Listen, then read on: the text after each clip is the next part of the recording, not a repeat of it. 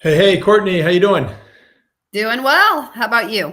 Excellent, thank you. Thanks for joining us today, everybody. We are very excited to have Dr. Courtney McCashland, love that, McCash, as our guest today. She is the Chief Officer of Science and Strategy at Octus IQ. We have a great title topic, which is Apply People-Based Data-Driven Learnings to Help Sellers Sell More. We're also sponsored by Octus IQ, who's a sales performance assessment sponsor of Sales Community. So thanks, Octus, for sponsoring. And also brought to you by Sales Community. For those that are members, thank you. For those that are not, Tucker will throw up a free link for you where you can go join. Lots of great content and cool stuff on there. By way of introduction, Courtney lives with her family in Lincoln, Nebraska. So like anybody in Lincoln, Nebraska, big Cornhuskers fan, right? Oh, yeah, definitely. And Awesome is very proud, has 4 kids, but has one who's a football kicker at TCU. So that's got to be a fun experience. Do they play each other? They haven't. So, Okay. All right. So that makes it, avoids any conflict there for you. So, definitely.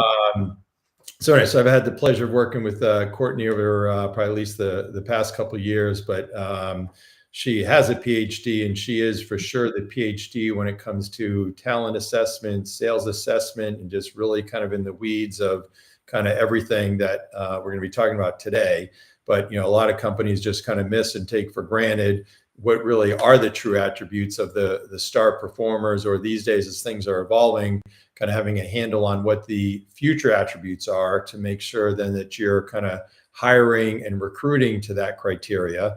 And then for the people that you have on your team now, making sure you're assessing to that, so that way then you can be moving people up or out, or kind of coaching to that accordingly. So we'll be getting into more of that, but she's been just fantastic to work with. So I've enjoyed it, Courtney. Thank you so much. And to help with introduction, I've got some of her Octus IQ partners with some content for me as well. Tim Geisert, who's the CRO, says she cut her teeth in the early days at Gallup and worked with Don Clifton to build out what is now the Strength Finders product for them. So in many ways, she's been at the forefront of the development of positive business psychology, which is a study of what's right about people versus what's wrong about people. That'll be great to get into.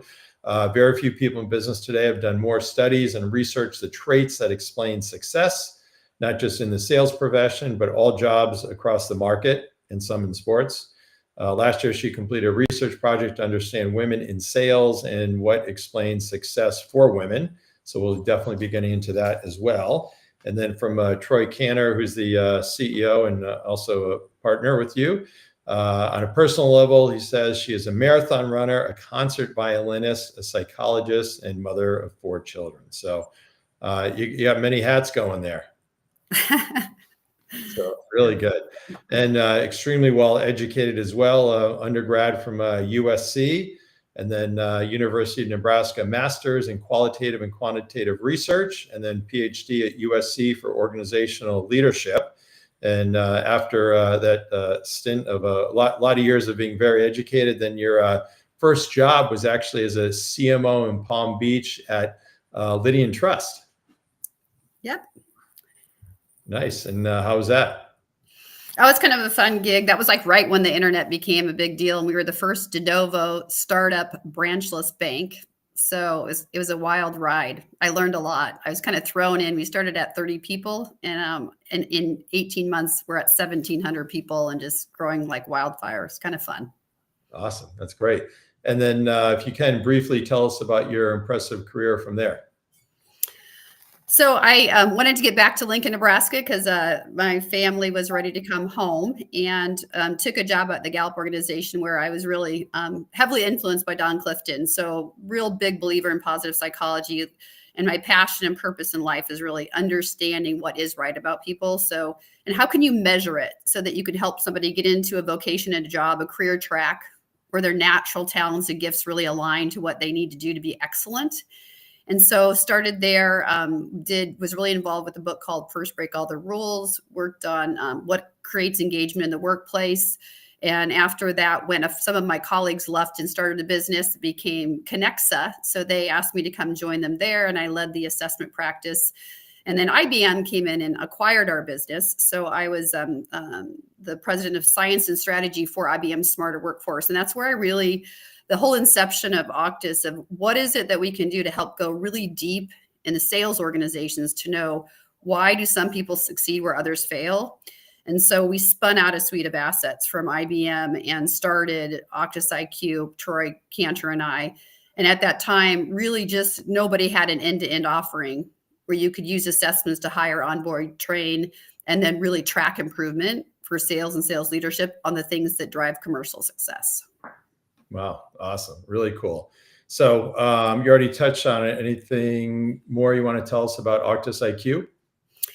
So Octus is really unique, and we kind of were ahead of our time. So we're a performance-based assessment system, but what we're doing is we're really getting underneath those natural patterns of behavior, those talents that explain why some people succeed, as well as we've gotten really deep on the competencies. So what do you learn to do at every step of the selling cycle that helps you either, move forward or move backward in advancing an opportunity to close?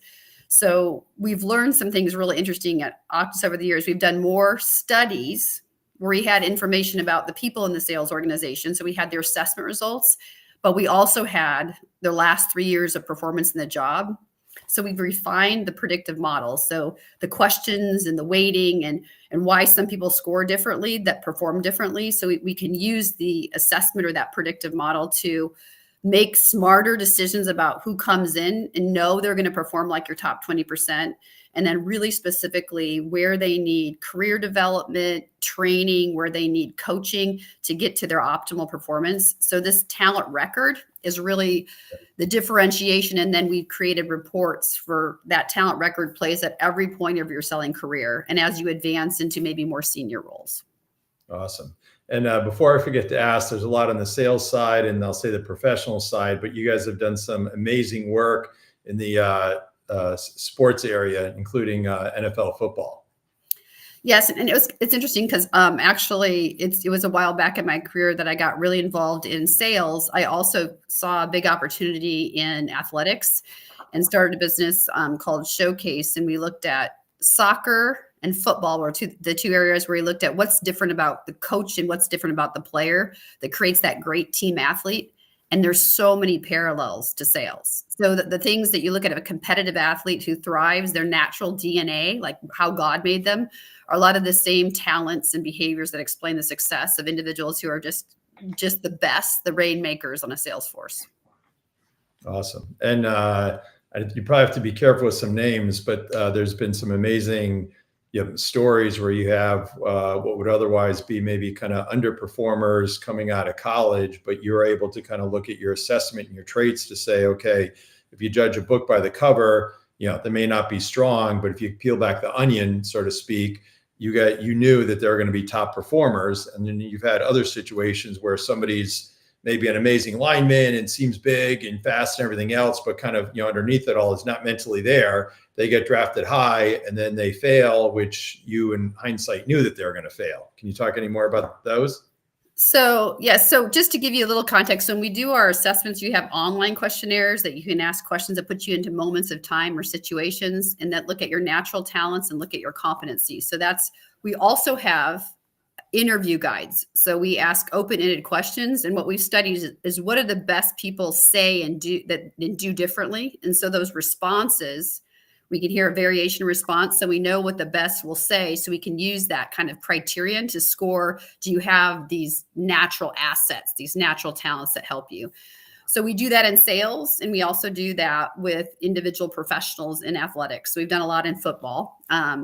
Where like I kind of cut my teeth. We had some individuals that are at Division I level, and we did those insight interviews with a lot of the Division I athletes that when we tracked to see who made it, who went to professional athletics. And one of my kind of all-time favorite interviews, I got to interview Rex Burkhead, and this was when he was at the University of Nebraska, and just just blew off the cover of the interview, like had all those natural talents and spades that you need as a team athlete to just be like one of the best. So his mental game just totally differentiated him.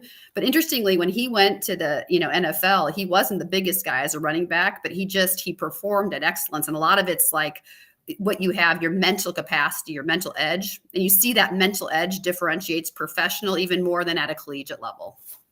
It was just interesting.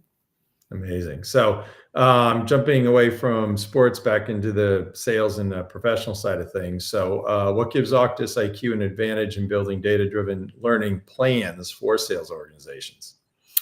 So it's really the database of the questions that we ask. So it's not just like over time we've done so many studies where we knew what the person brought in terms of their talent record and then how they performed. So we've refined which questions and what scoring algorithm is able to predict who's going to be the best.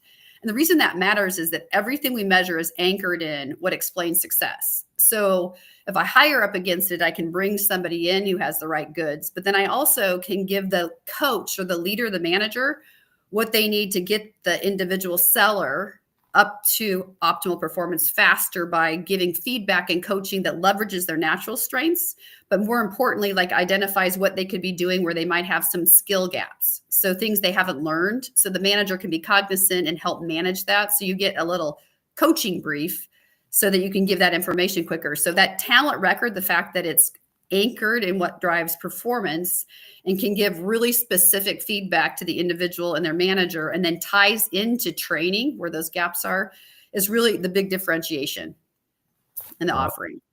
So give me, sounds fascinating. I've seen it work, but, kind of what would be a couple examples of you kind of doing assessment or interviewing somebody and then identifying some, kind of or some gaps or some low performing areas that they have that they need to up level? So we had an organization that was a large food manufacturer that we've worked with to really like shift their performance curve through their talent over the last 5 years. And they went through a major transformation, kind of going from more of a product to a solution sale, and now more of an advisory kind of sale.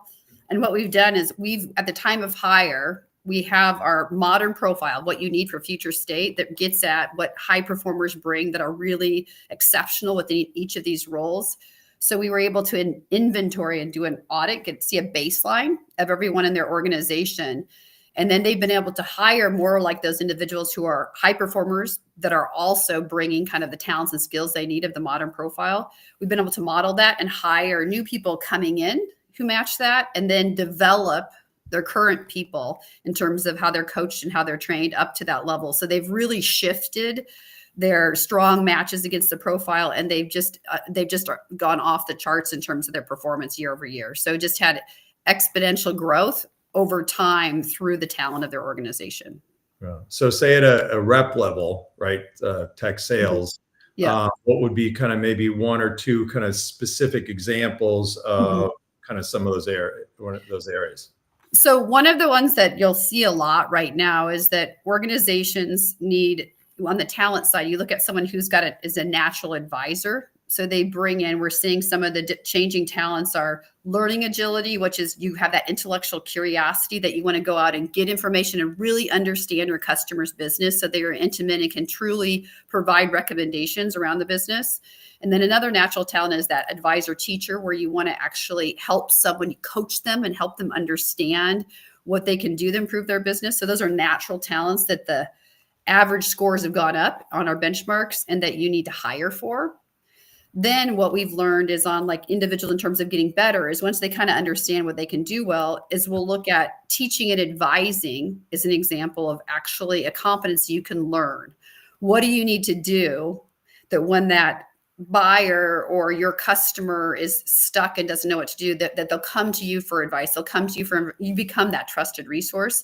What are the specific things you do to build proficiency so that you have that knowledge base and that you know the plays to run so that you become that resource? So for each of these, we have like a game plan. You have a playbook that teaches you what you need to perfect in terms of skills to build that competency. And teaching and advising is one we're seeing a lot of. We're also seeing like navigating the deals, a big one in big companies, is knowing how to understand not just the buying process, but knowing how to align all the different influencers around that common commercial strategy so that you know who you need to lobby and how you need to get them on board to move the sale and actually close. Wow. So without talking to the managers, which typically a lot of these assessments, it's a 360 and, kind of all that. So just completely talking with the individuals and have them do the assessment, you're able to figure out what those low performing areas are, and then have a readout to say, okay, here's what the low performing areas are, so that between you and then the manager can then help to kind of coach the person to be able to improve in those areas. Correct. And the difference is, and we've all done different kinds of assessments, right? So a lot of assessments just get at your patterns of behavior, like your personality or DNA. And the difference we have there is everything we've built is based on what success for sales looks like and questions that will get at the differences. But the other thing is we also break out and measure your skills and competencies, and we put you into moments in time that are critical when you're selling, that you have to know what to do and what not to do. And we've studied like what are the actions that are taken, or what are the decisions that are made by the seller in those moments that lead to performance. So it gives you really concrete data. And when you ask the questions, it's not really clear. There's not just one right thing. It's like a scoring algorithm around what the best do differently. So it's a lot more predictive and a lot more useful for our customers. Yeah, just amazing. And then obviously same thing would apply then for sales leaders, and kind of wherever you go in the food chain, same process.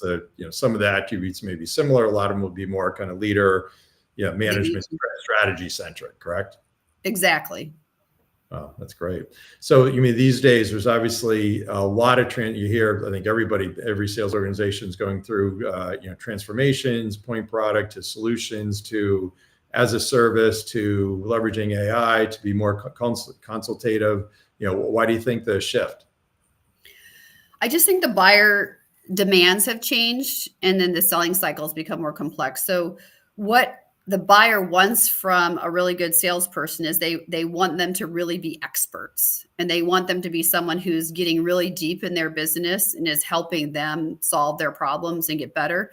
So they don't want someone who's just coming up myopically pushing one offering. They really want them to be looking more holistically at the customer. So that means that the modern profile of what the person needs in terms of talent and competency has shifted. So we're seeing even the go-to-market changing. So people are trying to figure out, what are the people in my organization doing that readiness audit? I can see, where are my people today against what we need them to get to?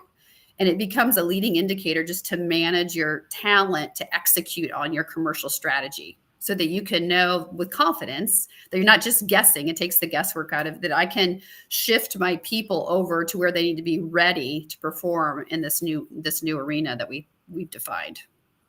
Wow. So I mean, it sounds very basic and obvious, but the old premise of you're only as good as your people and your team. So whether you're a first line manager and it's your reps, or you're the CEO, you're president of go-to-market, being only as good as your team, I would think that anybody that hears about this would be kind of all over saying, wow, we got to go do this because we can do so much better. But people don't necessarily wake up thinking about that. Right. And I think there's been a big shift in the way organizations are implementing training. So we have a natural advantage because we have that talent record. And we also, we look at where you see a picture of where somebody's at today. But then remember, your skills and competencies change over time through training and development. So we track with our clients, not only where are you, but we update that talent record based on what you've acquired in terms of new skills, new strategies, new techniques that let you sell more. So when a customer works with us, they get that readiness map, then they go and they do their work. They go and coach and do their learning strategies. We link into their LMS and pull all the best in class training into the record. So you have that individualized plan, a personal plan on your learning journey, and your manager's coaching and putting it into your expectations. But then you come back annually with your manager and you look and see how you've improved against some of those critical competencies for the job that you're in. And what happens is that reinforcement really drives behavioral and skill change that is directly aligned, because it's all anchored in your commercials. So your whole organization is rowing together to really drive that commercial outcome. Wow. And it seems like, I'll say 20 years ago, say, 30 years ago, kind of performance management, having those discussions, having things in writing was kind of table stakes, right? You do it all the time. It would be, a frequent happening, but it seems now culturally, a lot of companies have kind of gotten away from it. Managers, think of it, okay, hey, it's more of a, hard discussion, or it's going to be a conflict. I want to avoid any conflict. So I would imagine, leaders must love the fact that you're able to kind of arm them with some of these data points that then they can help lean in with their the people that work for them around these development areas. Definitely. And if you think about it, on your team, if somebody's just not hitting quota, they're not getting it done, you're having the same conversation every time, but you don't know why. You can see when you look at the results, they're not hitting their quota. That's obvious. We can see that you're not winning the deals. You're losing it at some point in the selling cycle. But now what we can tell you is why and give you a path to help the person improve their results. So it's a conduit to the outcome, but it gives you insight, and you didn't have that visibility to the person to be able to uncover like what's getting in your way of success. So now it gives like, it's not just a guessing game. It gives the manager an idea and understanding of what we need to work on to like improve those specific techniques, because you can see where in the selling cycle you're losing it, and you can see what competencies you're lacking, because they're basically a step you're not doing something you need to be doing differently, and understanding client needs, or delivering the value proposition, or negotiating the deal, or aligning your influencers. So each of those you have to do at excellence, and you can kind of see it then clearly. Wow. And then just to give you a commercial, the kind of three main offerings that you have are talent IQ, sales manager IQ, and performance IQ, right? So you have, I always think about it the simple way, like going back to the athletic, you have the players and you have your plays. So the player, that talent record is giving you insight to your talent, because you got to understand to individualize to your people everything you're doing based on who they are. Then you have a visibility of the manager on how to coach them based on who they are. So every time your rhythms and cadences around coaching, you have individualized approaches to just do that smarter and better. And then on our deal IQ side, you have visibility into the plays you need to run to accelerate performance. So it shows you based on each of your opportunities where you're getting stuck, but it brings it back to the talent record with recommendations on the next play that this person should run to win. So it kind of looks at the human being and then what they're doing to drive performance. And that data comes back into the system. So you're getting that constant feedback, like the full loop on what is your strategy to lift commercial performance. Great. And I should have mentioned before, so anybody that's watching or listening, feel free to post any comments or questions. As always, we got Tucker behind the scenes able to help us and pull those up. So please feel free. So moving on, what does a company need to do to align their talent strategy for their continued revenue growth?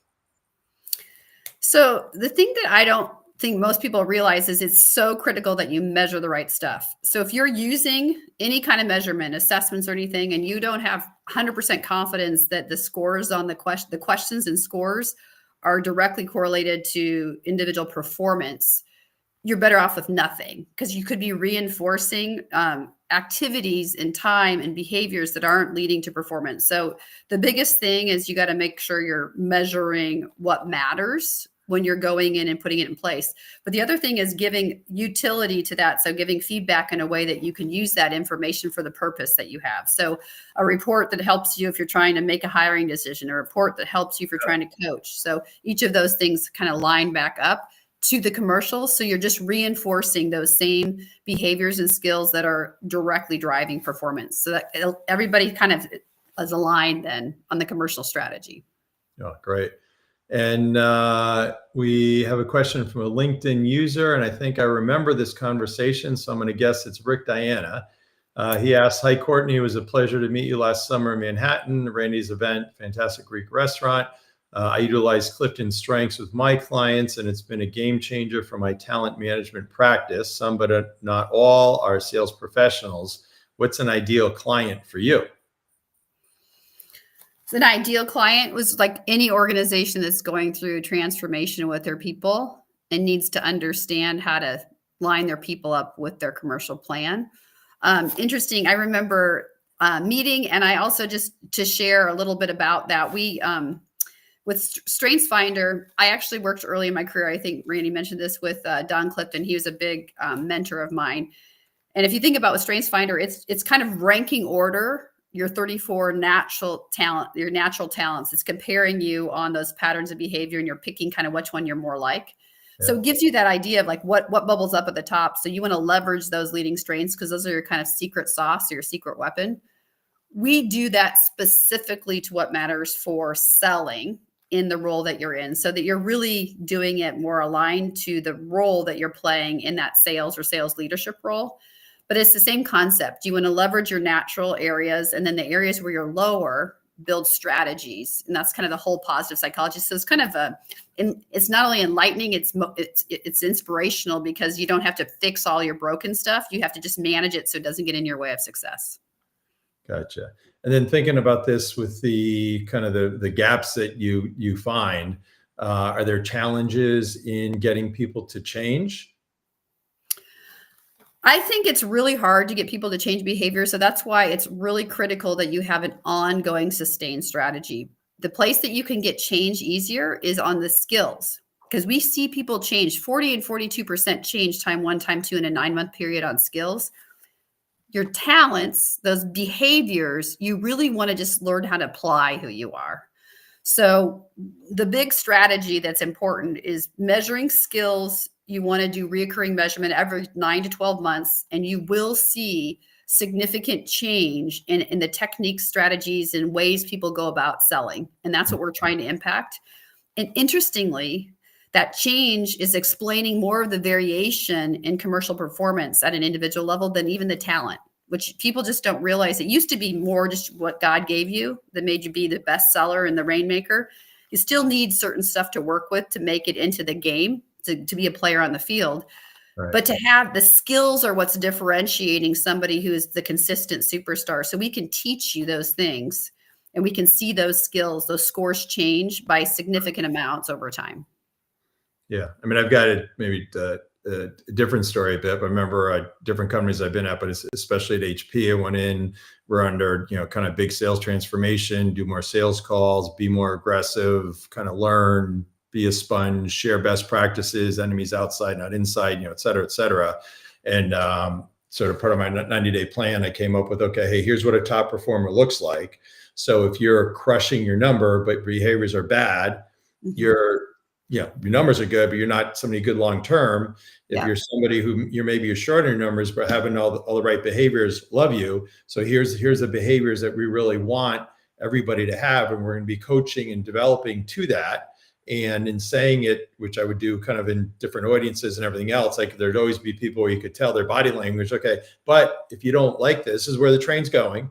But if you don't like this, just kind of raise your hand respectfully. You can exit. You can find find somewhere else. But just know this is what we're doing. This is what we're driving. So if you don't like that, exit. And I was always amazed at how many times you could kind of get those people to exit who otherwise had been kind of hidden in the organization. And it may take 6 months of 3 or 6 months of a performance development process to get them out, but they just opt out and go. So the more bold and direct that you can be around, that this change is happening, that ultimately there's always going to be some percent of the population that just say, I don't want to change. Right.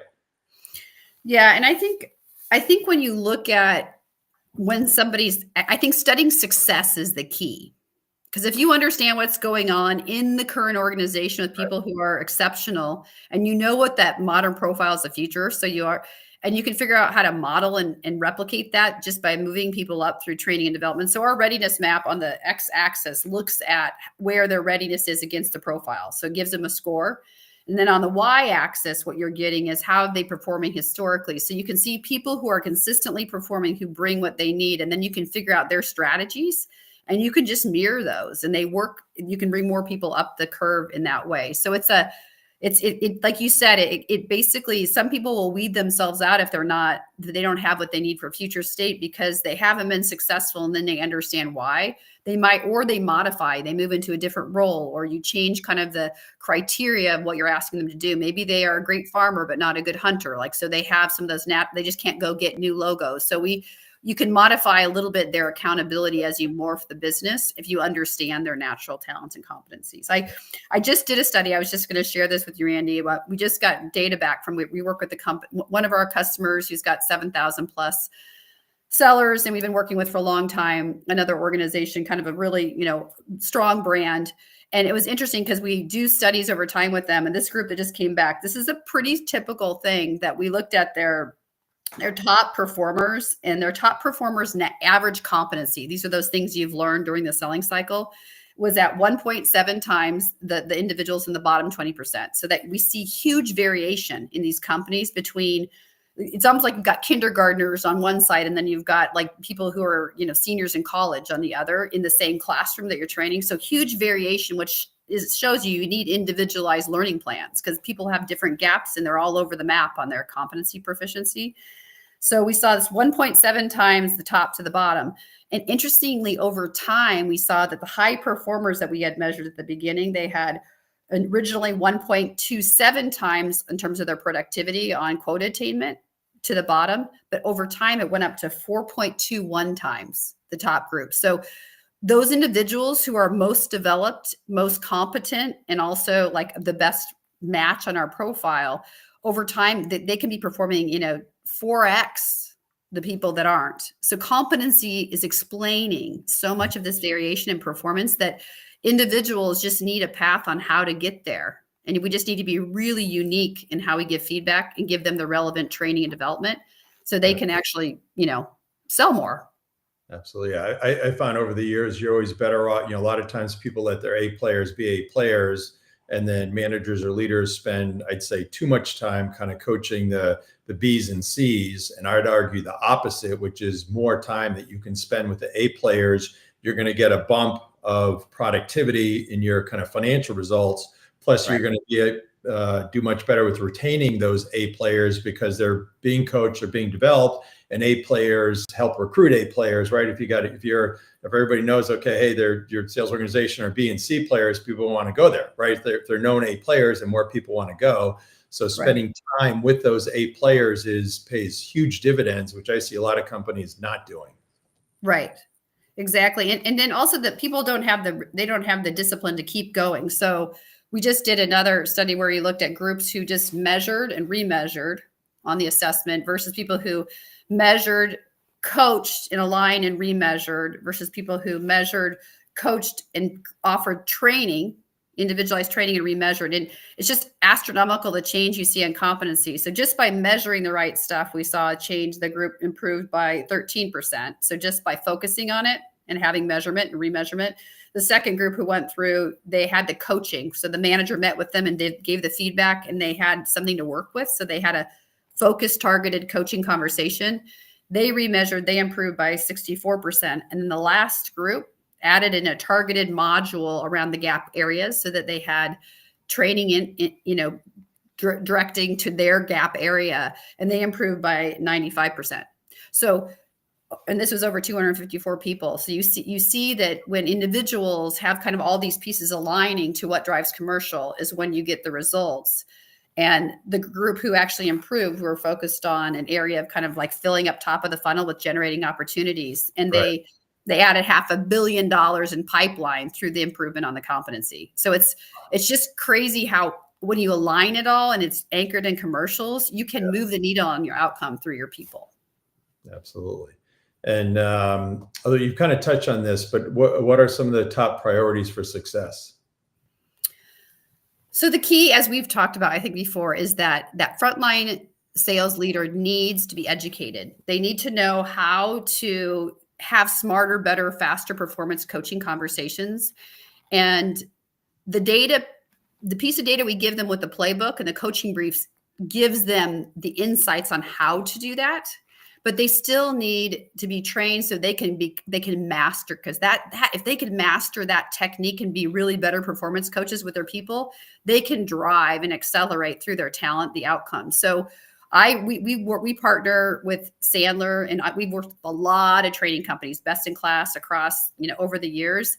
And the thing I love is Sandler has the best frontline growth series training. So when we can put our talent record in with the Sandler growth series, with the training and teaching, it's like coaching for success is one of the modules that you put that in place along with then that insight about your people. And you can change the organization. So I'd say one of the big tickets is that frontline manager being educated. And then the second big ticket is that we have those links directly from the assessment and reassessment that goes right into the LMS to that best-in-class content. And again, we've done this tightly woven experience with Sandler with these personalized learning paths. That's just such a great experience because you have that. And then you still have the instructor led, but it's for targeted areas for groups of people who need a deeper dive. And everybody's getting better. And the people who need specific areas of help, they're getting it. They're not being forced into a class, one size fits all that doesn't meet their needs. Yeah, what I find with Sandler a lot too is the huge need and gap in the first line manager training. So it seems like during COVID, to retain top sales reps, people would be promoted up, or people just had kind of been there, so they just kind of keep them there. But really, kind of that training, and I argue those first line sales managers are really the ones that really run the company. So if you can get them sharp and crisp on the coaching and developing and kind of everything else, there's huge dividends. And that's I think one of the biggest gaps if you look at who needs the most talent coaching. Right. Correct. Agree. Works out well. So you've also done a big research project last year about women in sales and what explains success, which is very, very obvious to me. But what did you learn? So there's one kind of aha across. We did interviews with 50 plus really exceptionally successful women who had thrived in sales and kind of even moved into sales leadership roles, and they were superstars in their company. And every single one of them had like a critical moment where they had leaned in and they had gained exceptional confidence in a certain area that allowed them to like build their confidence and really shine. So one thing that differentiates women is that they had a need to kind of like through some area of competence or really specific core deep subject matter expertise is how they gain credibility to go kind of win the game in some of these opportunities. So we saw that as a constant in our sample. But here's a really interesting fact that we saw. So we saw, if you look at the stats, you'd think, oh, all these places women are coming into the workplace and you're seeing, more equity in terms of the number of women and men in roles. Well, it's been a flat line in sales. In fact, when we go into big companies that have 7 and 10 and 15,000 sellers, sometimes only 10% or 15% are women. If they're lucky. If they're lucky. So we just actually did a great big study with a large organization, and it was a technology company. And it was so interesting because only 10% of the total population who completed our assessments were women. But of the women, we also had performance data on everyone. And it was interesting because in the first year of the data that we collected, women's average revenue was 89% higher than male. And then the second year, women's average was 132% higher than men. So they were outperforming, but such a small underrepresented group. So it's interesting. I think this competence area and having to prove it out through some of these competencies is where women are, when you get up into like the leadership roles, that their scores are higher in some of those competencies. But really the raw talent you need, it doesn't matter what your gender is. It just doesn't matter. It's just learning how to individualize and use your strengths and then figure out what you need to, the knowledge and the competencies you need to be able to differentiate and win. So it was a really cool study. And I just feel like it's an opportunity for more women to lean into the profession. And absolutely. And I don't want to get in trouble here, but if I make a general statement, I think just the EQ in general with women just is so much better, right? So instead of being a bull in a china shop, just being able to kind of just, navigate kind of what to do and how to do it. Yeah. So you're not going to let me get in trouble there. So thanks. So, there's an interesting thing there because we have from our past, we have perceptions of what women and men are good at, but you'd be surprised. There's a lot of men who have a lot of empathy, who have great individualized perception, which is a very predictive talent. But I think it's because we've been cast in roles and some of those talents, you lean into what people historically believe we should be in life. So, but if you really get into it, the talents that differentiate high performers are completely blind to what your gender is.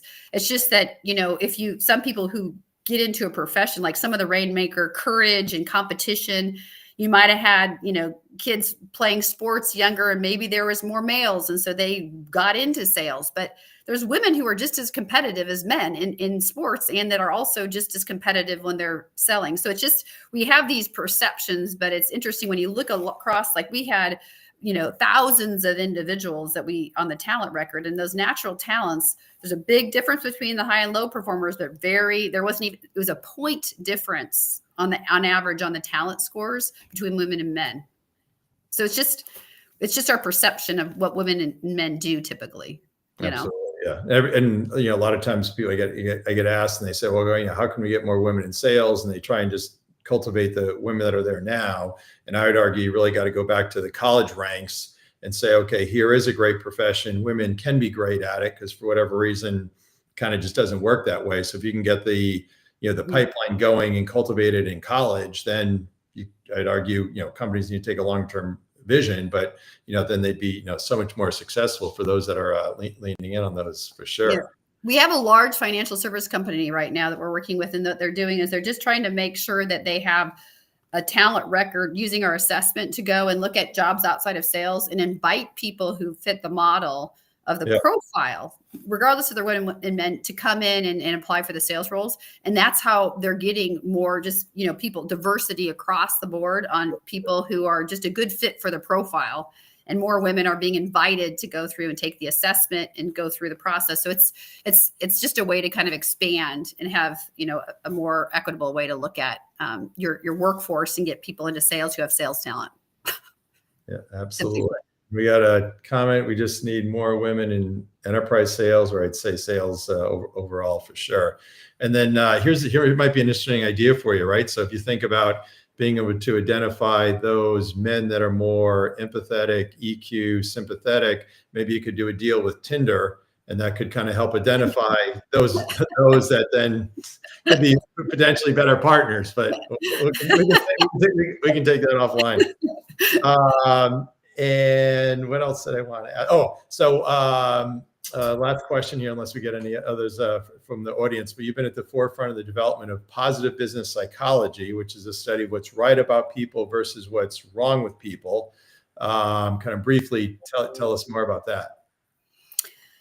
So my inspiration really started back at my root when I because I started at Gallup before I even did my undergrad and my master's, and I did my doctorate through a cohort at Gallup. So everything around positive psychology. So the belief that if you can understand what a person does naturally and spontaneously, and if you can measure that, and then what's key to the role, you can get people into roles where they just do spontaneously what drives success. And that's such a beautiful thing to the business, right? Because you're not trying to force someone to be someone they're not. Think about your best salespeople. They're authentic. They're authentically who they are. If you try to take somebody who's low in courage, persuasion, and force them to have that really hard conversation, they throw up. I mean, it's like you can't go against what someone's natural grain is. So positive psychology, I think, is the best way to go with any kind of performance assessment, because what you're doing is you're just aligning what God made them. Because if you think about someone, kids, really little kids, you can see this. If somebody's disciplined, if they have courage, if they have empathy, I mean, you can see it when they're 5, and that just gets stronger over time with reinforcement as an adult if it's a positive behavior.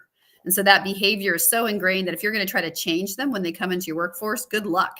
It's a lot of work and you don't get a very high return. So we're just trying to align. Positive psychology is aligning your natural gifts that help you be great at certain things into doing those things so you can reach excellence. Wow. Fantastic. It's kind of fun. Yeah. Awesome. So could keep talking forever. So on that note, Courtney, you've been an awesome guest. Thank you so much. For those that want to hear more, go check out Octus IQ. And Tucker, thanks for your help behind the scenes. And everybody, it's all about up-leveling, upskilling, not only yourselves, but those around you and those that have yet to come into your companies, your organizations. So everybody have a great week. Courtney, thank you so much. Appreciate it.